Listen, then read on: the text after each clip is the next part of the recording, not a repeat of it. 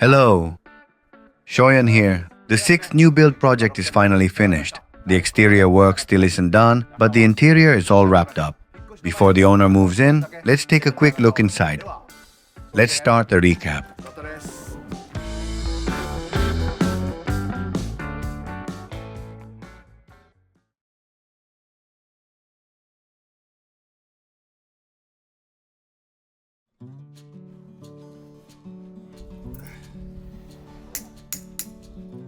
This being the sixth house in the new build series, we again started from the Sill.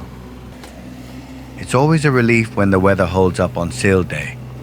It didn't rain that day, but we'd had heavy rain the day before. And since the framing day was right around the corner, we had no choice but to do both the site prep and Sill work on the same day. I'd never done that combo before, but when it comes to weather and scheduling, you just have to roll with it. In the end, it's about how lucky you are.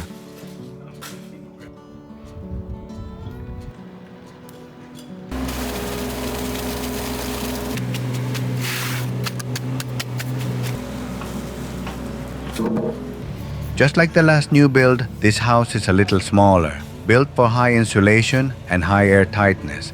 And of course, it meets the long life quality housing standards with seismic resistance level 3. The performance is solid. The framing lumber's width is based on 105 millimeters, not 120 millimeters. It's a bit slimmer overall. That said, the foundation's solid with a proper 150 millimeter base. これをここはめるの。そうそうそうそうそう。おお。でこれが潰れてゼロになる。 Back in the day, we used to lay out the markings and notch every sill one by one. Once you had them all cut and laid, you'd check that the horizontal member was fine and breathe a sigh of relief.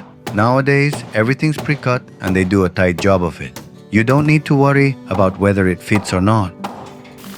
That said, when laying the sills, you can only join together from one direction. Even when I try to figure it out or ask around, I still don't get why they only do it that way. If they could just allow joinery from even two directions, that'd make the job a whole lot easier.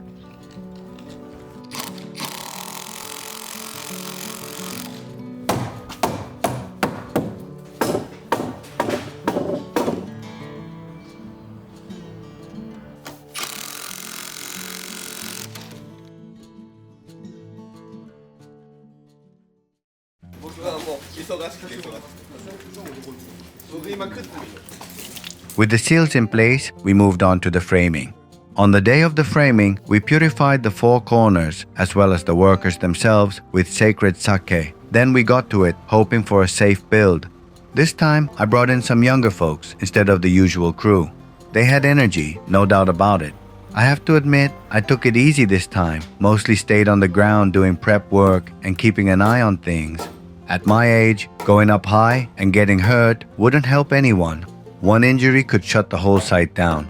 I try not to go up high as much as I can, but on framing day, it doesn't always work out that way.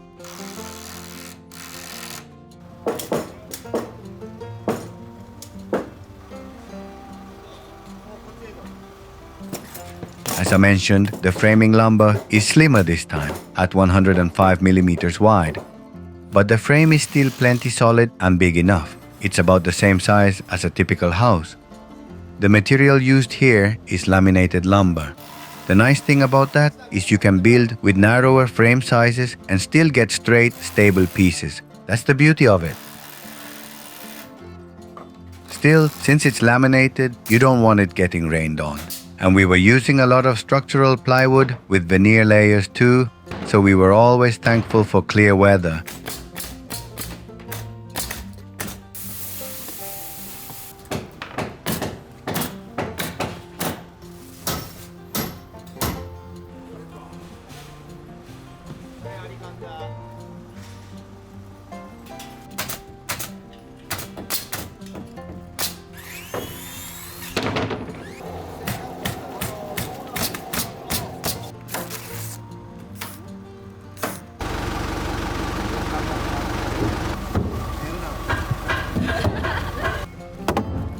As you can see, we laid 24mm plywood over the second floor beams and up in the attic as well. That gave us a good working surface. Unlike some other methods, you're not at risk of falling through the inside of the building. It's safer for us to work, and even watching the video makes me feel more at ease.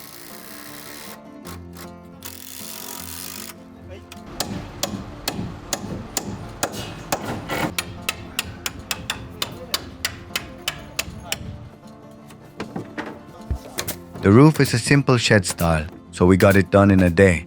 The sheet metal worker came by to lay the roofing felt, so now it's protected from any rain.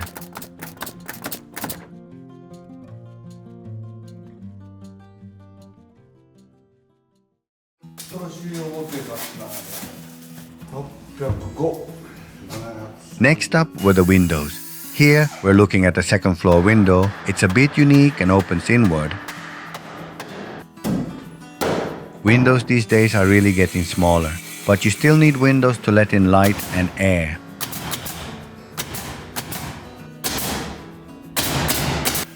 This one's called a two-action window. It opens inward from both the top and the side. It's a bit of a tricky type. The nice part is that you can clean the outside of the glass from inside the house. But there's a downside too. When I was laying flooring, I left it open and whacked my head on it, twice or 3 times even. Honestly, I kinda wished it opened outward instead, just in that moment.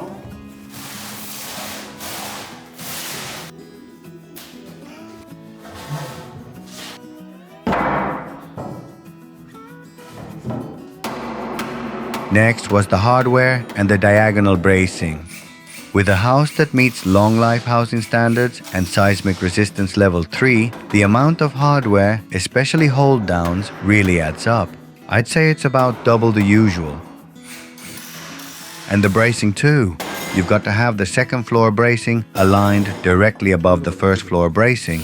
That's the basic rule of earthquake resistance. It's quite a lot. The hardware is also used for the bracing, so the structure gets rock solid. But the trade-off is that you lose a bit of freedom in the floor plan. You can't go as open as you'd like.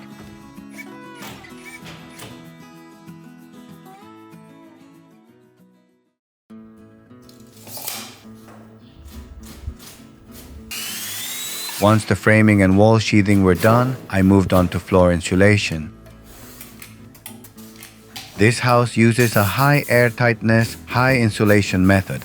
The floor is insulated above the foundation, and only the bathroom and sink area use perimeter insulation around the foundation. That's the style for this one.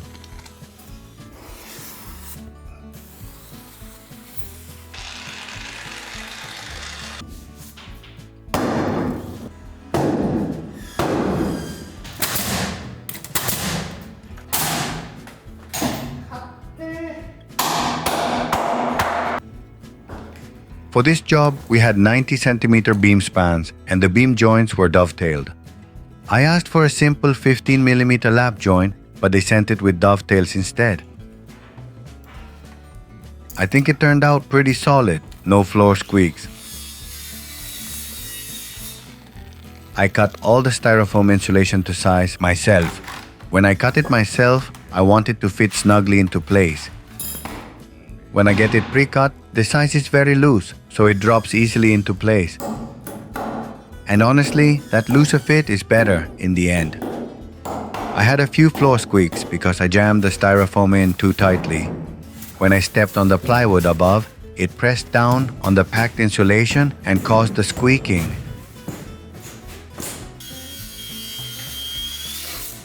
It was a good lesson. Don't stuff the styrofoam insulation too tightly. Leave a bit of give and seal the edges with airtight tape. That's the best way to go.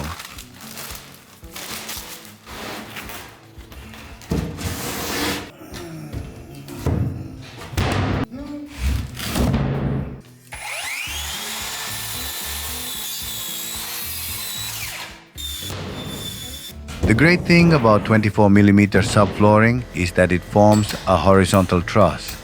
It's many times stronger in lateral strength than angle bracing, anywhere from several to dozens of times more. Combine that with structural wall sheathing outside and the house won't budge. Also, there is diagonal bracing inside. You can see why it earns that seismic level 3 rating.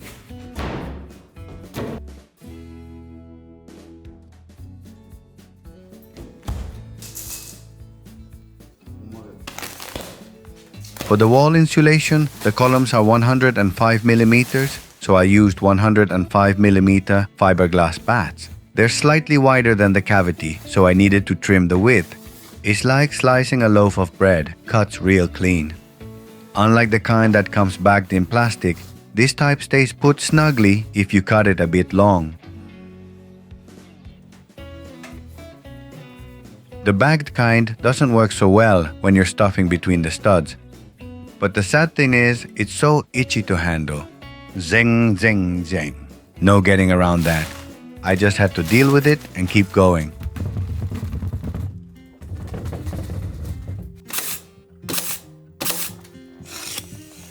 At the same time, I did the air sealing work.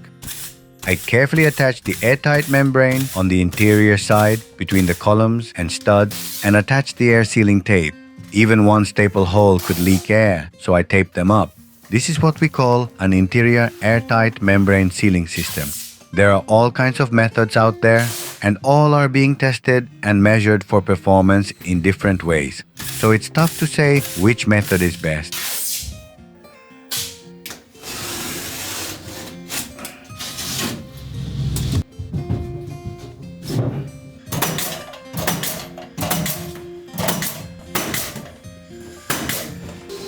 For attic insulation above the second floor, I doubled up on 100 millimeter fiberglass bats. I laid them crosswise, one layer vertical, the other horizontal, so there'd be no direct path for heat to escape.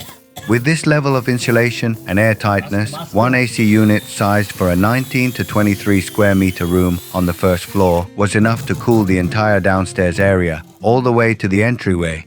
You still need a separate unit for the second floor though.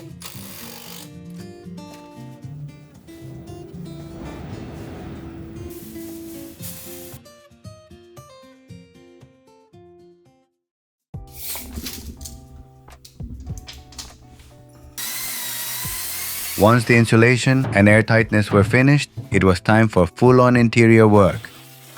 I usually go in this order: floor, ceiling, then walls. And this time was no different. I started with the flooring first. At one point, I debated whether to install a column or not, and I decided to install it because it was on the corner. But I ended up removing it to bevel it to follow the angle of the bathroom wall. Since I wanted to squeeze out an extra couple of centimeters, I beveled the column and reinstalled it.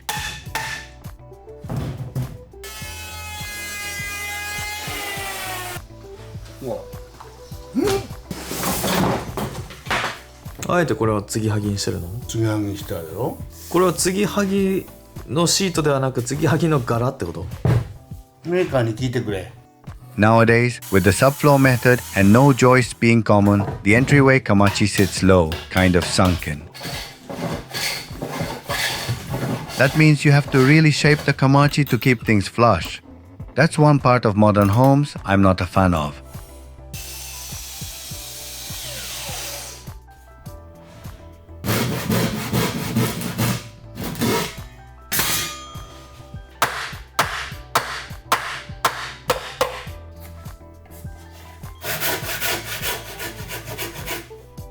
The entryway design here was a tough one. It's only angled in 2 spots, but they're obtuse angles, not right angles.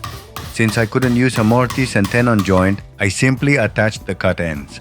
This was made of vinyl wrapped material, so it was really tricky to attach them. Solid wood would have been much easier.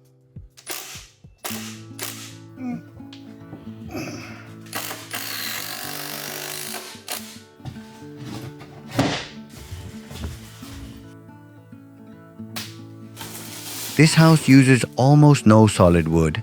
Everything, from the floors to the trim, is prefab from the same manufacturer, all part of a total design. The kamachi and flooring boards have the same vinyl wrapped material. Each pack covers 3.3 square meters with 6 boards.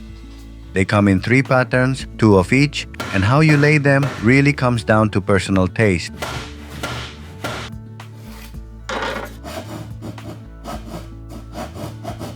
The pattern never looks perfectly uniform, and that's intentional. Whoever designed it had some guts.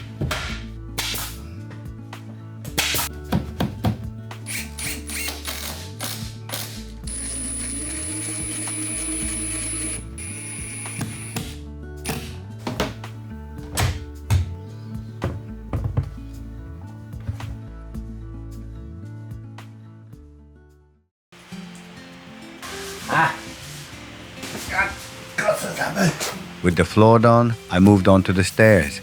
It uses the same laminate material as the floor, just thicker.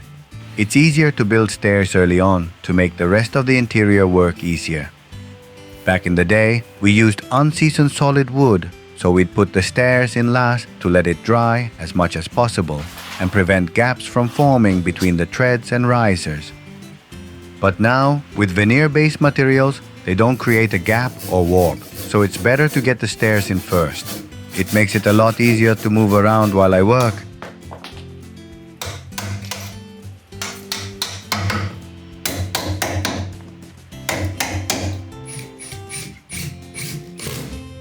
The stairs were also pre-cut, but the color and pattern were new. They haven't made a matching stringer in this design yet. Since there are no stringers available, only the tread supports came pre-cut. There was some extra work involved since we had shoe storage under the stairs. I had to be creative, trim in the bottom and narrow in the boards. It was tricky since I wasn't used to this setup.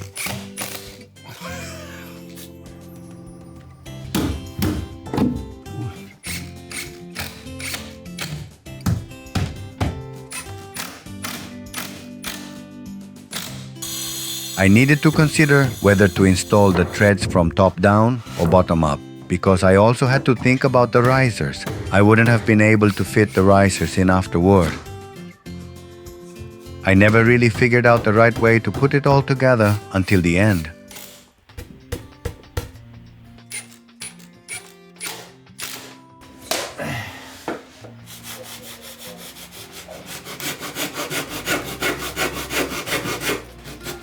Finally, I installed the baseboard on the surrounding. This took a full day on its own. This prefab stuff is no joke.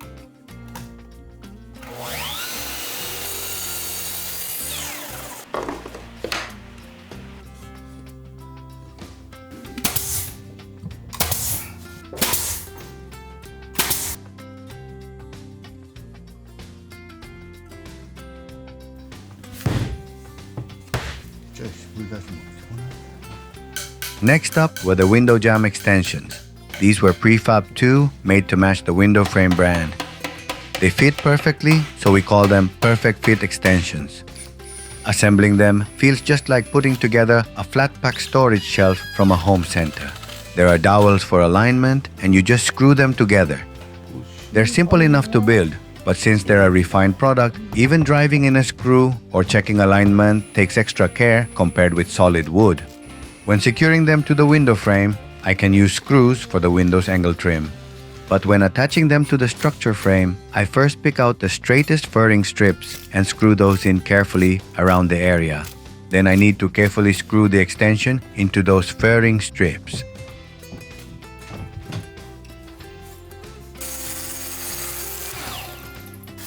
Next were the door jambs or partition opening jambs.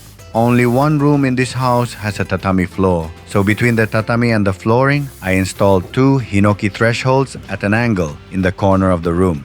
It's the only piece of solid wood in this whole build. The door jamb got installed on top of that.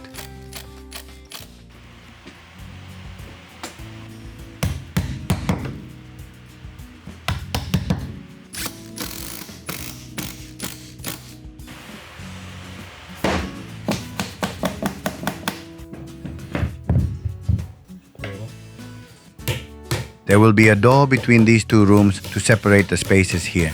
The idea was to keep it feeling as open as possible. Even if you install 3 sliding doors, only 2 actually open up. And an accordion door just doesn't give it that proper room feel. If you go with folding doors, they kind of look like closet doors. But since it'll mostly stay open, we figured maybe that's not a bad option. Everyone had their thoughts, and after going back and forth, we settled on this setup. Some kind of partition is needed.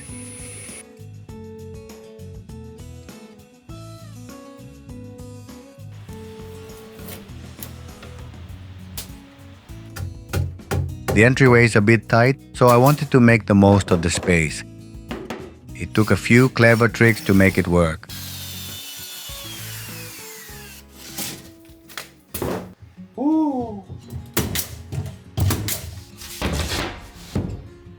I also worked on the arched wall at the bottom of the stairs.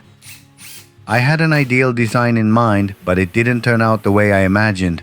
I prefer more of a pointed arch, like you see in old churches, not a perfect semicircle.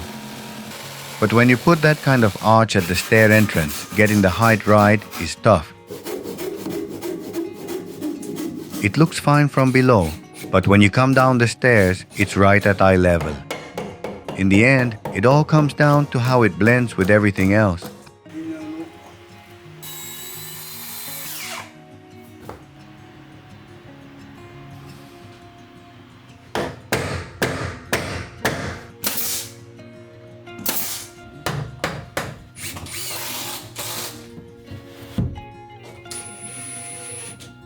I built a shoe storage right up to the limit just to make room for even one more pair. Even putting up a single wall, I made sure to keep it as narrow as possible, squeezing out every bit of usable space right to the very end. Trying to fit this much into such a tight spot wasn't easy, but I think it came together pretty well in the end.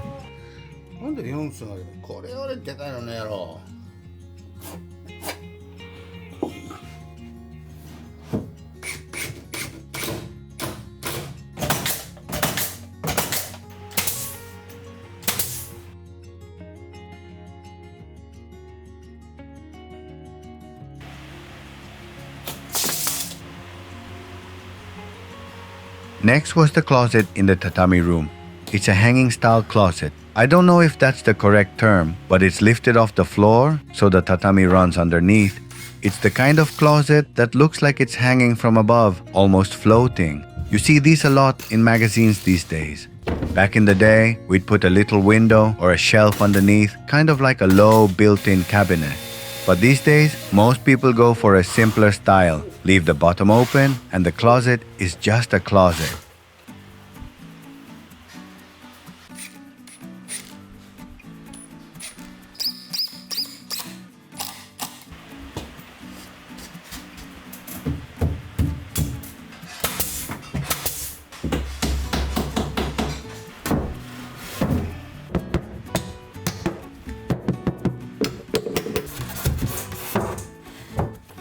Next was the bathroom sink counter. As I mentioned earlier, the bathroom's corner wall was made at an angle. Because of that, the opposite side wall in the entryway became angled. We decided to use that angled wall to install the bowl-shaped hand-washing sink. I built the counter with ashwood, keeping the surface exposed for the finish.